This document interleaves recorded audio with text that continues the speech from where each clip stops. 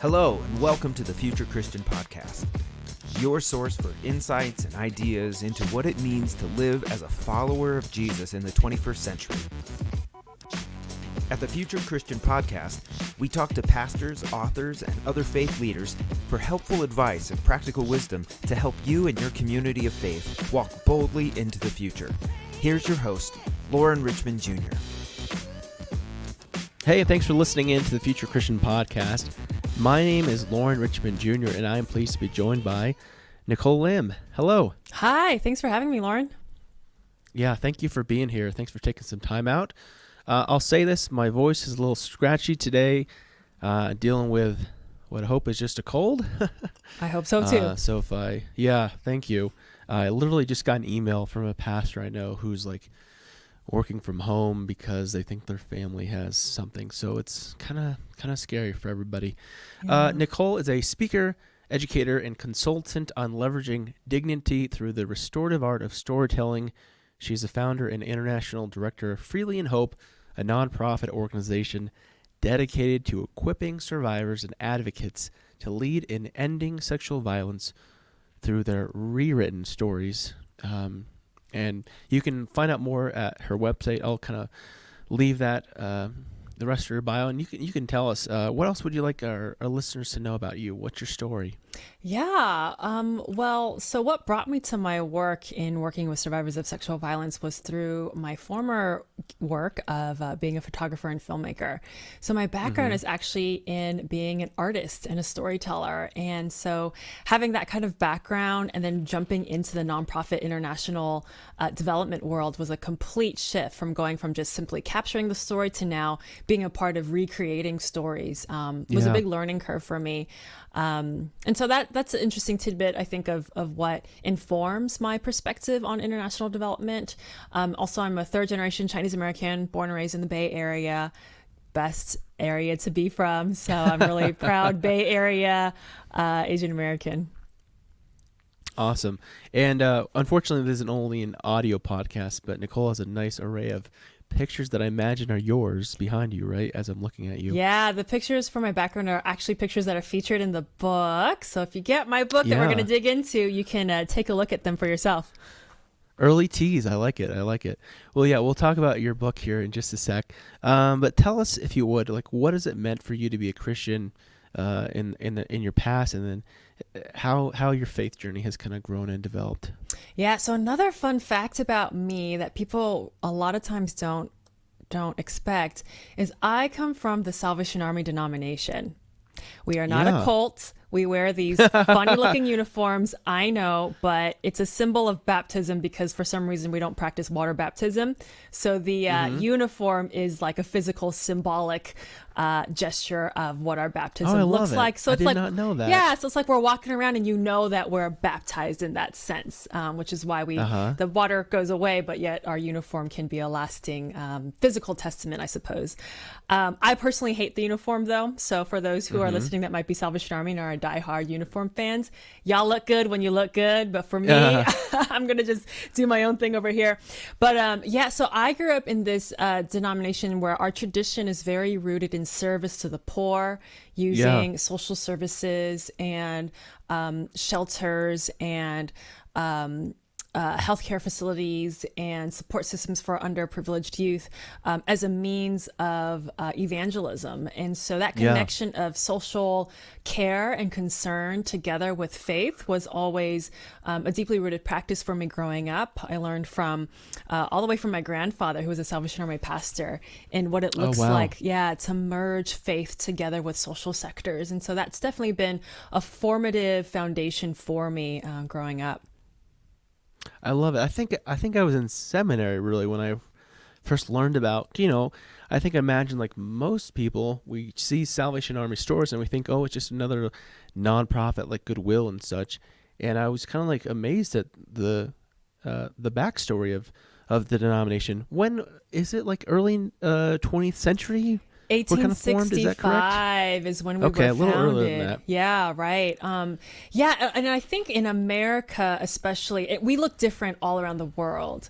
But in Yeah. America, we have transitioned to a more social services, disaster relief, nonprofit, if you will, that the faith side of it has become not so much at the forefront in terms of marketing.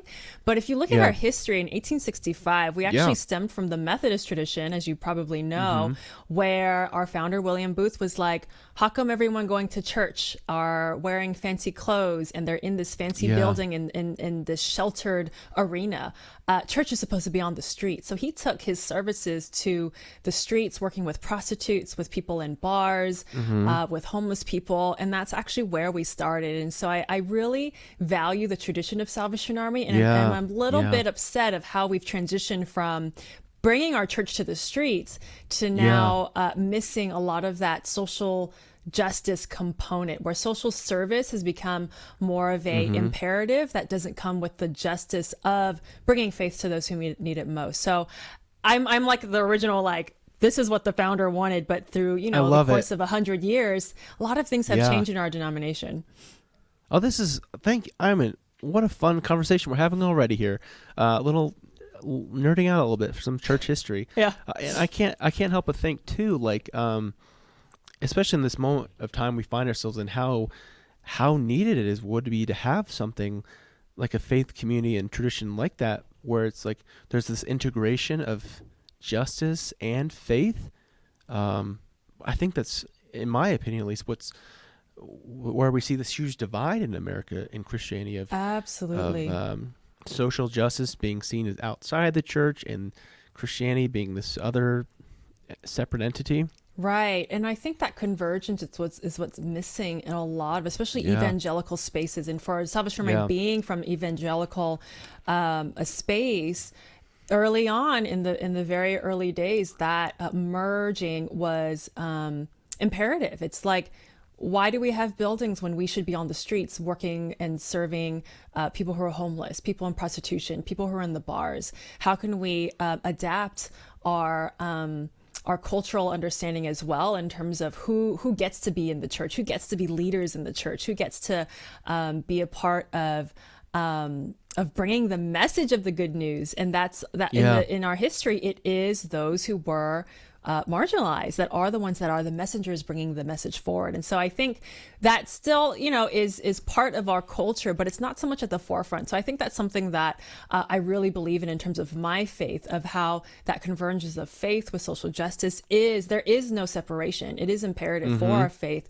to move forward in social justice and social service for those who are marginalized, not just anybody, but those who are at the margins who need that support most. And so I feel like our denomination does really well in service, but we forget about the leadership and the justice aspect sometimes.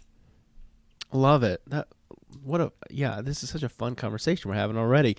Tell me about a spiritual practice that's been meaningful to you that you might recommend to others. Yeah, so I think service is a spiritual practice that for sure has been deeply rooted based on my understanding of the Salvation Army and work in the Salvation Army. However, if we only find our spiritual value in service, we're going to get burned out.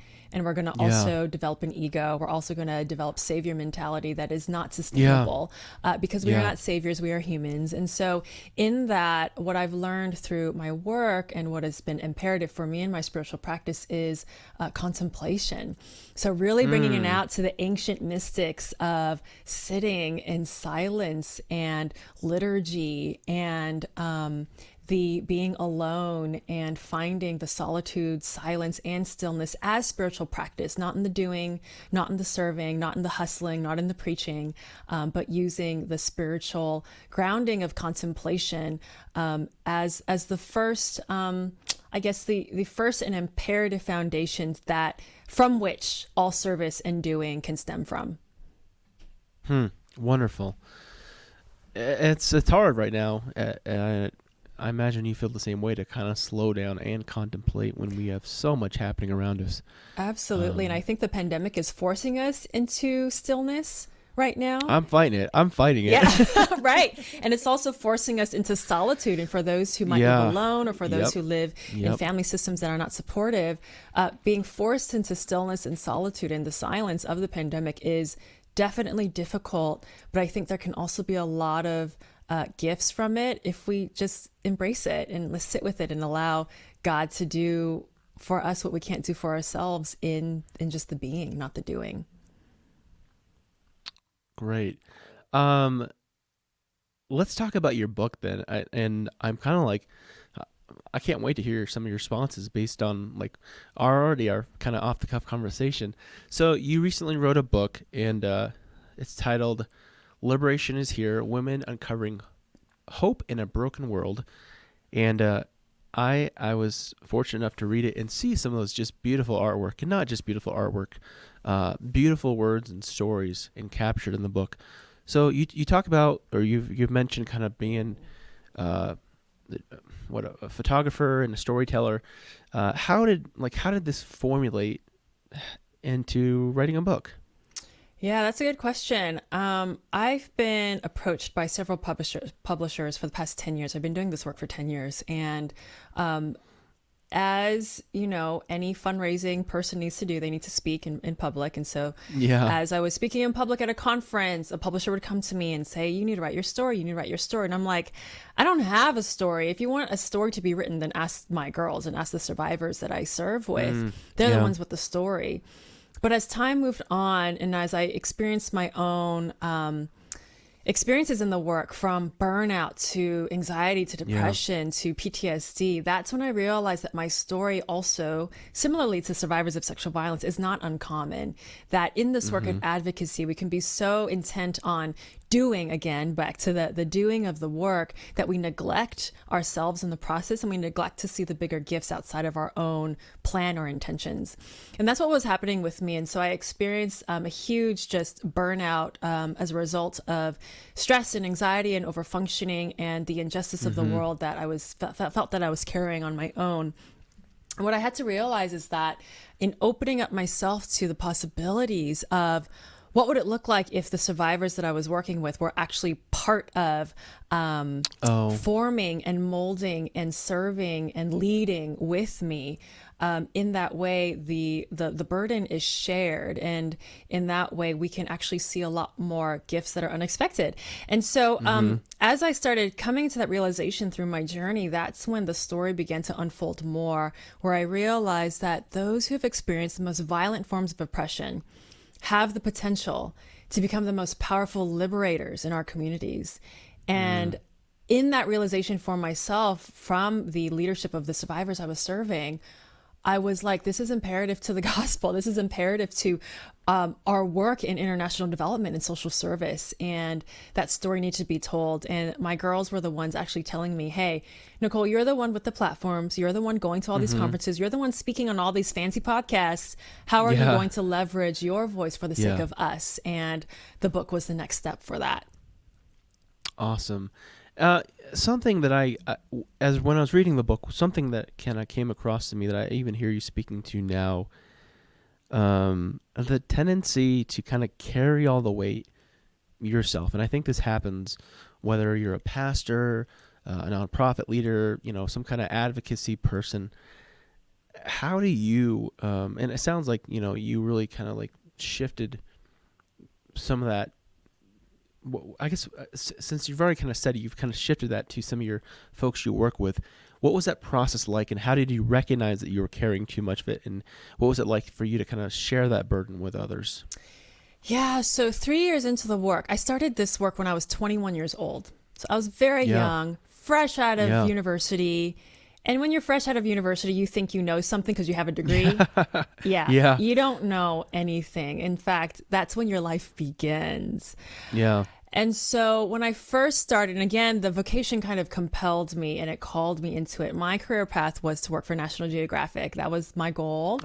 But the stories that I was learning on the field while working for other international agencies actually beckoned me to do more than simply tell the story, to now be a part of developing and funding those stories.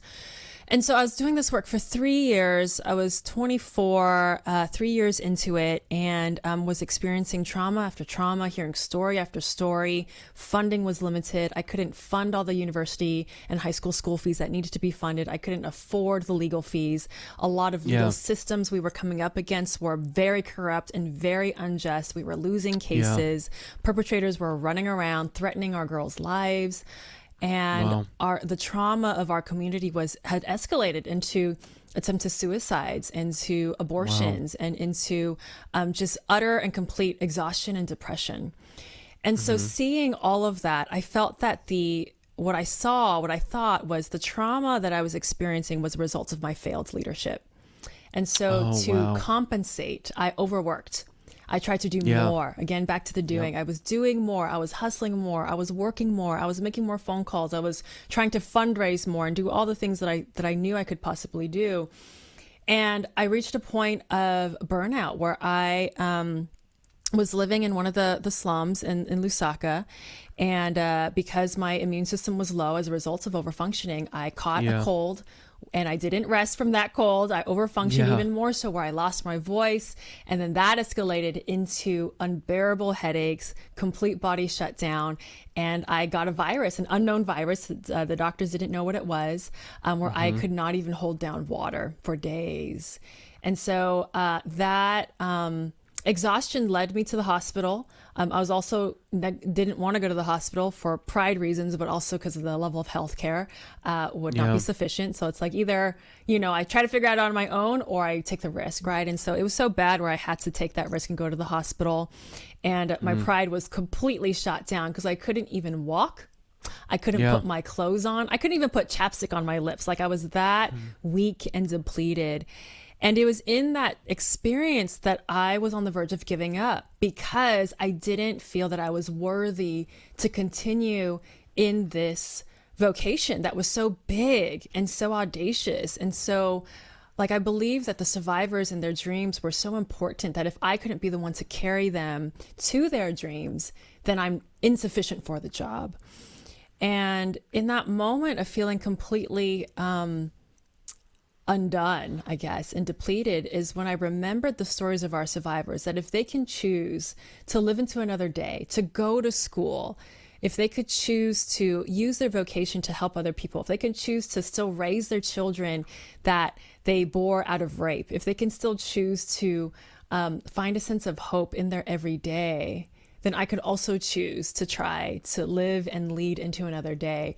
And so their stories constantly were the ones bringing me back to this recognition that if we all could work together, we can potentially see an end to sexual violence. If we, as myself as an advocate, not having experienced the level of trauma that they have, can partner together with them in their vision for a better world, then we can potentially see something new come and emerge from that. And so that's what called me back to this work time and time again. Yeah. And that's what helped me realize that those who've experienced that sense of oppression can be the liberators. We just need to allow them the positions and the authority and the funding and the education and training necessary to be those leaders. And in my book, I talk about the many failures and the many successes that we've seen along the way as a result of seeing these leaders come into fruition. In many ways, I'm working on an MBA in nonprofit leadership management, something like that now. Dope. And that's one of the things that I was studying recently was enterprise development, and the idea, if what I'm hearing from you, is the idea of asset community-based development. Yep. Right. Yeah. And it seems to contrast so often with very much, as I would understand, at least the Western mindset of we're going to come in and fix everything. So talk a little bit about that kind of mentality shift, where it sounds like that you're coming in not necessarily to fix everything, but to say, hey, where are the resources here that these women and girls already possess, and how can we utilize their vision, their dreams to build something, right? Yeah. So what brought me to doing international photography in the first place was recognizing that there was a disparity of stories that were told of women of color. I knew from my own bloodline that women in my lineage, even though they came from poverty, even though they came from oppression and communism, even though they fought for their rights, the stories that were there were so beautiful and strong. Yet what I was seeing in the media, especially in the news, was all disparity.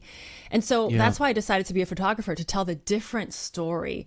And so I carried that same ethos, if you will, into my international development work, where I knew there must be a different story than what I'm hearing about Africa. There must be a different story of what I'm hearing about survivors of sexual violence. There must be something different that I don't know from mainstream media, and it is my job to find those stories and to uncover it and to leverage it. And so in that way, my work as a filmmaker really transitioned into this process of who's telling the story and who's leveraging those stories. And my role is really just to leverage those stories in a way that we can hear them from. Also, I think being Chinese American, we are a very communal culture where everything that we do is shared in context of community, family system, supporting each other, eating together, cooking together. And that community aspect is inherent in what we do. And I think what I learned in working in context of survivors within African spaces is that there aren't many differences in terms of how we approach community and how we approach living together and how we approach sharing meals and sharing resources together. Sharing our resources so that all of us could rise up together is imperative for our culture. And in the same way, that's what I saw in a lot of these Kenyan and Zambian cultures. However, I also went to grad school and got a degree in global leadership. And we're learning a lot about, Western context of poverty alleviation and Western ideals of nonprofit management, which are all really important to learn in terms of theory, but do not let the theory override what the community is saying to you. And I think that's what I learned, is how do I merge my learnings together with what the community is actually saying? Because what I think from my Chinese American perspective will not be what my girl in Zambia needs. What I'm learning in international development nonprofit standards and perspective and ethos is not what my Kenyan girl needs. It's all going to be different. And so taking all of those learnings from our family experiences, our academia, and ensuring that at the forefront, it's listening to the needs of the community is what I needed to really encompass all together. Yeah, great. It seems like that's kind of been, it's like the last 20 years that kind of mentality has really existed. Is that fair? Is that an accurate timeline in your studies? I have no idea, because I'm only 10 years old into this. and what I could see, though, in just an observation, I would actually say it's more recent, that asset-based community development in terms of Western nonprofit management. Now, communities all over the world have been doing this since time began. It's only Western perspective that we're catching on, and we're labeling it asset-based community development and Ubuntu and all of these things. It's like, hey, it's existed. We just caught on now. And so I think that's the learning curve for us in Western mindset of observation first, learning first, and then realizing, what do they really need? Sometimes it's just funding. Sometimes it's just a belief system. Sometimes it's just education. And for us, what I learned from survivors, that when I first came in, actually, I thought it's just education that they needed. But as I grew and as they spoke to me more about their dreams, I realized it wasn't just education. It was education, safe housing, a community of belonging, mental health care, physical health care, and a place to live that could actually foster those dreams. All of that together, that holistic perspective is what they told me they needed. And so that's what we developed as time moved on in our organization. Well, let me ask you then, when I hear you talk about just the complexity of these issues, when it's not just education, it's like you said, it's healthcare, it's mental health, it's affordable housing. For me, at least, I can find myself kind of overwhelmed, even if I think of just what's happening in the States about all these issues. And I guess this is to my fault and to my shame, but I find myself overwhelmed and just kind of like, I don't know how to say it, but like immobilized. And I'm curious, like, you encounter so much pain and so much tragedy in your work. Like, how do you just manage, I guess, and like, how do you keep your spirit going in the face of so much evil, I think is a fair word to say, right? Absolutely. Yeah.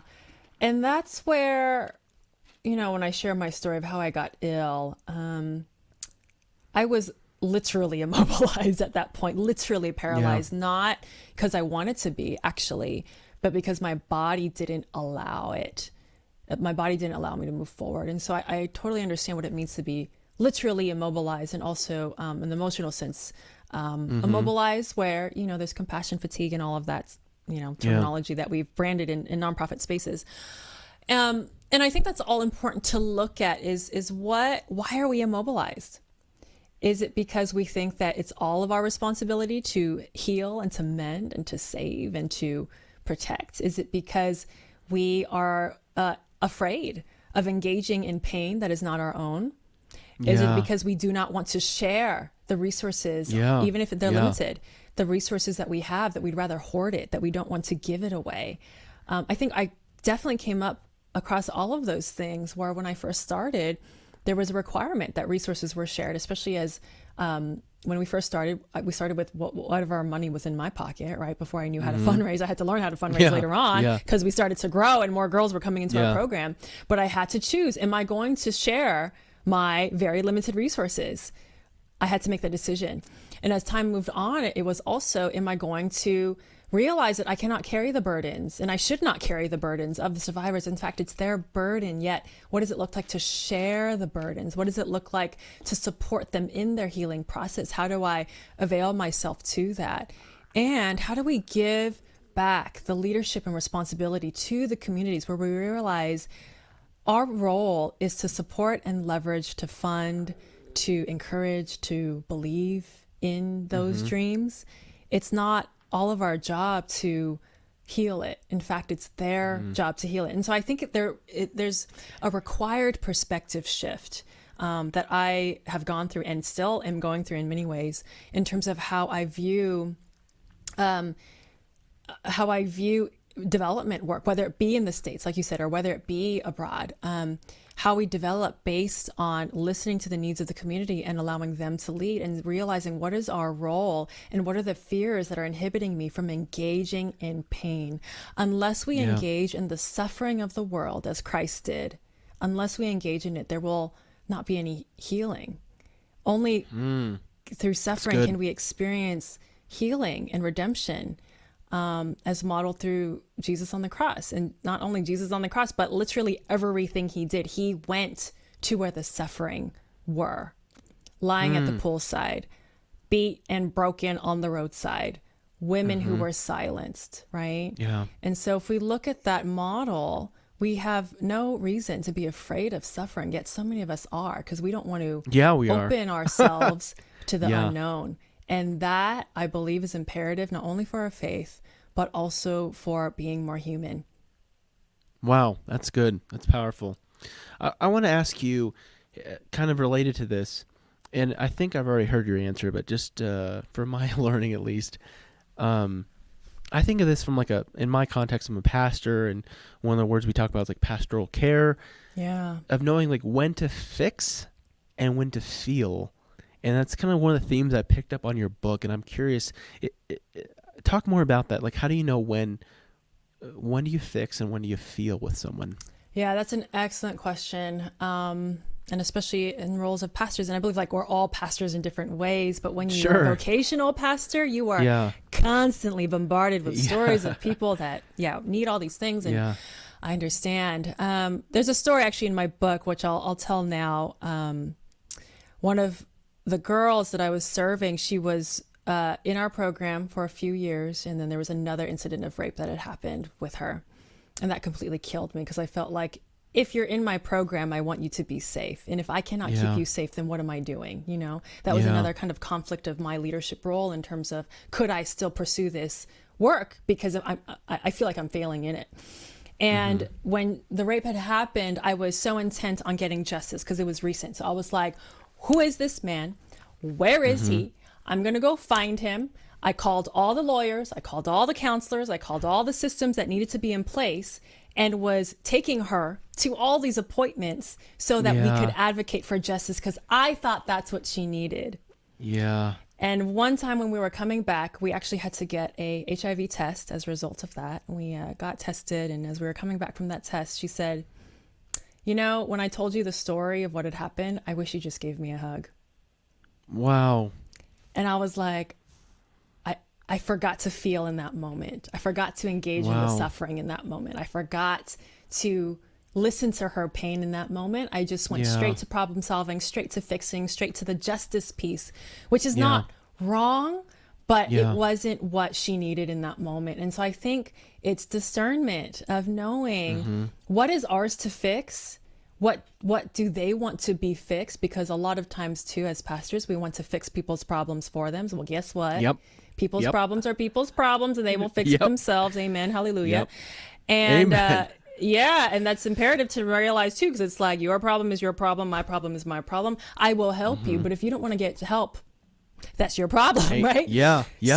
So this is where that separation and that discernment of knowing, hey, I will support you in that journey, but if you're not ready to engage in it, we can't do anything. And so that's where that empathy needs to come into place. First and foremost, actually, is the empathy rather than the fixing. So I would say, feel first, empathize first, listen first, and then ask, what do you need? Because What a novel concept, right? what a novel concept. What's unique? Because then maybe she wouldn't have said, but I don't know. Maybe she would have said, Yeah. just give me a hug. And I would be like, Yeah. okay. Because that's another point too, working with survivors, not all of them want to be touched, especially when they're triggered. So that's another thing where it's like, ask. You don't know what they want. You don't know what they need. And if they do, they will tell you. If they don't know, they will tell you when they're ready. Yeah. Well, this is great stuff here, and it kind of brings to mind something else I was curious about from your book, is the challenge of I don't know. I think this was early on in your book. I kind of got this from your writing, where you struggle with the sense of like where your storytelling kind of overshadows someone else's story, and how you balance that. Yeah. So as a filmmaker photographer working in international space, there's a fine line between exploitation and empowerment. Yeah. And being, working as a photographer for about 8 years before I started doing international development work, I was constantly struggling with that line because a lot of spaces that I was going into, people were resistant because they've been traumatized before from the camera. Other times people were like excited because they had never seen a camera before and they really wanted to see what do they look like in this photo. And so it's knowing, right, like who are we working with and who are we engaging with. And what I've learned is, again, asking, like, can I take your photo? Can I tell your story? The girls, so the stories in the book, full disclosure, the stories in the book are a culmination of multiple stories. So not one person is one person, but all the facts are true. And so the folks that I had relied on in some of the, glimpses of their story, they were part of my editing process.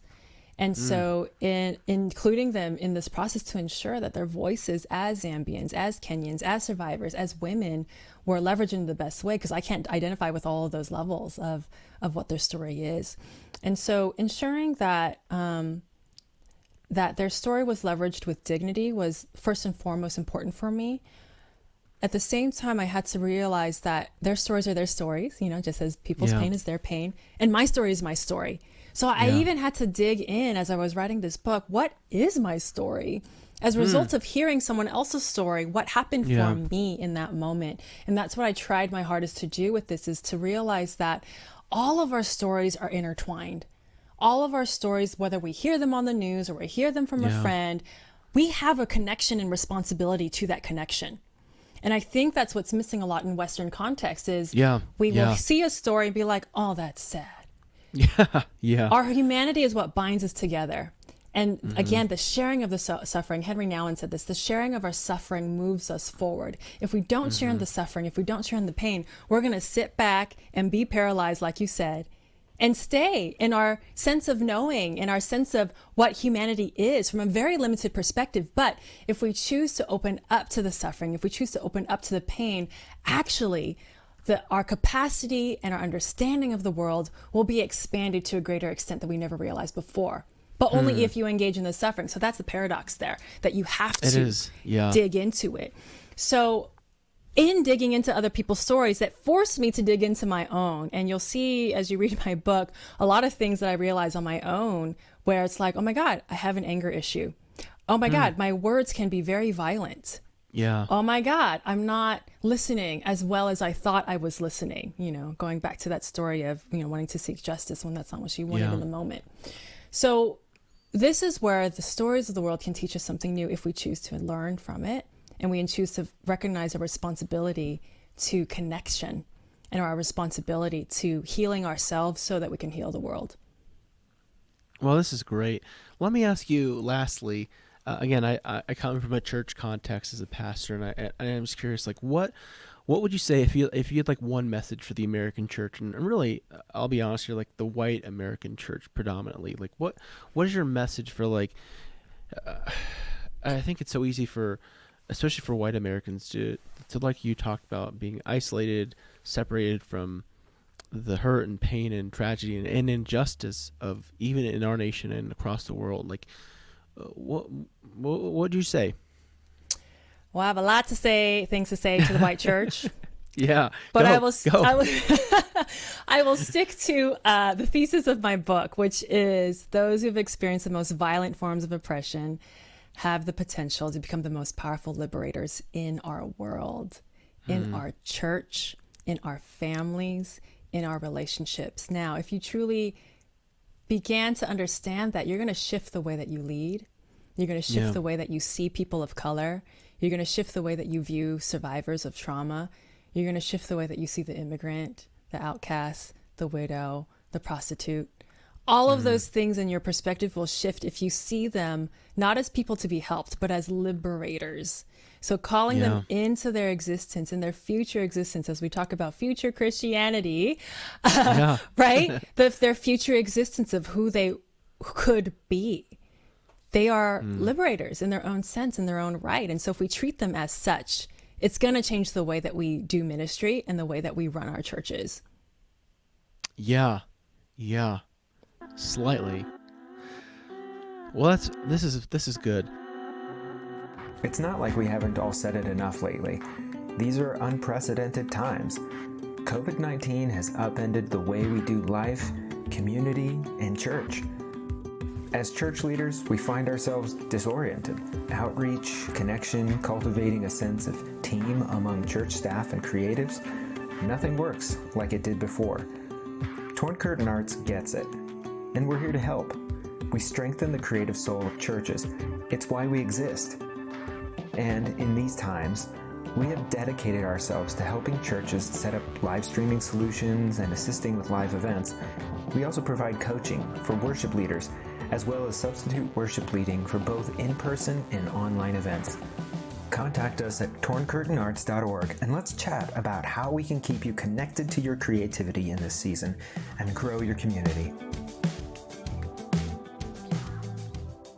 Let's shift gears here and let's go into some closing questions. I really appreciate your responses. So good. So you can take these closing questions as seriously or not as you'd like to. If you're Pope for a day, what might that day look like? Anything you want to do? That kind of thing. Oh man, well, I love the current Pope, so I don't know what I could do that's outside of what he's already doing. But, and he has actually spoken to this recently, sexual violence in the church. Yeah. We got a problem. And so I think there needs to be a massive reform and overturning of incidences, having stronger reporting systems. And if I don't know if the Pope only controls the Catholic Church, but like that is the model, I think, for every other denomination. Yeah, exactly. And so if the Catholic Church could lead in what does it look like to reform pastoral leadership when there's been situations of abuse, and what does the reporting system look like that protects the survivor and the survivor actually gets the justice that they deserve, overturning that completely and ensuring that there is special care for those who are outed in their pastoral leadership, and special care for those who have been harmed. I think those systems need to be in place in all church structures. Yeah, great. a theologian or historical Christian figure you would want to meet or bring back to life? Oh, so many. But I will say Moses. He's my boy. Oh, yeah. Yeah, Moses is my boy. I'd like to just talk to him and be like, what happened at the tree, at the burning bush? And what did you do with all of those grumbling people? Like, what kept you sane in the midst of the grumbling and all the crazy people? Yeah, I'd love to just talk to Moses. He's my boy and has been my model for leadership. I like that. What do you think history will remember from this current time and place? Okay, so I love this question. One, history will say, damn, those Christians were a joke. Oh, wow. Yeah. Those Christians were a joke. They've been supporting a outspoken bigot, racist, white supremacist. They've been using their faith as a way to cover their own sins and their own ability to connect with humanity. They've been fighting against their own and refusing to align with Black Lives Matter. They've been funding initiatives that are not imperative to human dignity and life. They're putting money in churches and buildings and personal persona and privilege and TV shows and podcasts and webinars and looking good and forgetting our neighbor that's locked up in prisons and locked up in detention centers. So folks will look back and say, like, those Christians were a joke. At the same time, they will look back and say, young people of color are rising up into places of leadership and authority and power and are learning and finally finding their voices to speak out against the white supremacy that has been plaguing all of us for so long. And so it's this shift, right? It's like, oh my God, Christians are a joke, but at the same time, that is causing an uprising against this monarchy that is killing us all, literally. And so it's a both and that I hope people will look back on us and say, okay, folks are finally starting to shift and fight against the monarchy. That's a great answer. Yeah. What do you hope? What do you hope for the future of Christianity? I hope the future of Christianity will finally realize that people in oppression have power and dignity and autonomy and authority and vision. And unless we look to that vision, we will perish. Wow. My entire theological understanding comes from Isaiah 61, which is the first public proclamation that Jesus made in Luke 4. Yeah. Spirit of the Lord is on me. He has anointed me, right? We know that, yada, yada, yada. Verse 4 goes on to say that they will be the ones to rebuild, restore, and renew places that have been devastated by violence. They, the oppressed, they, the prisoners, they, the poor, they, the marginalized, they, the women. Now you're preaching. So we forgot verse 4. We're like, the Spirit of the Lord is on me. The Spirit of the Lord is on me. I'm going to preach the good news. I'm going to go visit the poor. I'm going to support the prisoners and whatever, or feed the prisoners and whatever, and then leave. That's the problem. You left. You left the prison. You left the poor on the streets. You went back to your comfy homes. Your job was to ensure that they find the healing and the liberation and the justice that they deserve so that they can be the ones that rebuild, restore, and renew places that have been devastated. It's not you. It's not you, homeboy. It is their role. And so our role then is to leverage that trajectory. That's the whole trajectory of what's supposed to happen. And if you look at scripture, we look at Esther, we look at Moses, we look at so many figures of those who were in oppression became Joseph, the most powerful leaders, right? We forgot that story and somehow we're just raising the privilege of those who are already in power. Something happened to our Christianity. And so the future is to actually go back in time and realize what Isaiah 61 says as it relates to Luke 4, Jesus' first public proclamation. He quoted that prophecy for a reason, and we forgot it. Boy, the last 5 minutes have been worth the entire podcast right here. I'm just like this. I don't know if I wrote this down right, but I like to take notes. I love that it's so powerful. If we don't see the vision of the oppressed, we will perish. I mean, wow. We're perishing already. It's like, hello, Yeah, this is yeah, why all y'all need to vote. I don't know when this podcast is coming out, but vote for Biden and Kamala. I am being explicit because we will perish if we do not. So many people have already literally perished, literally died as a result of the pandemic, as a result of police brutality, as a result of lack of access to health care for women, particularly Black women. Mm-hmm. And we need better systems and structures. Unfortunately, this will not air until after the election, but we'll put that energy out there. Yes. Vote in 4 years. Yeah, vote in 4 years for the same things you're talking about right now, or 2 years. Frankly, those midterm elections matter. True. They matter. True. So, well, thank you so much for your time. This has really been great. Where can people find out more about you? Yeah, so follow us. Our organization is called Freely in Hope. You can follow us on Freely in Hope on Instagram, Facebook. You can follow me, Nikole, Nikole_Lim, Lim, on all social media accounts as well. We would love to invite people into partnership with us. We have a cool thing called the Hope Circle, where you can donate every month any amount, and that amount specifically goes to our survivors who are getting the holistic support that they need to thrive. Like I said earlier, the education, the healthcare, the mental health, the safe housing. Your monthly donation within Hope Circle supports that. So you can visit us at freelyinhope.org and sign up there. Great. Well, again, thank you so much for your time, and may God's peace be with you. Thank you. I received that. Thanks so much. Thanks for joining us on the Future Christian Podcast. To learn more about Lauren or the podcast, visit future-christian.com. But hey, before you go, do us a favor, subscribe to the podcast and leave a review.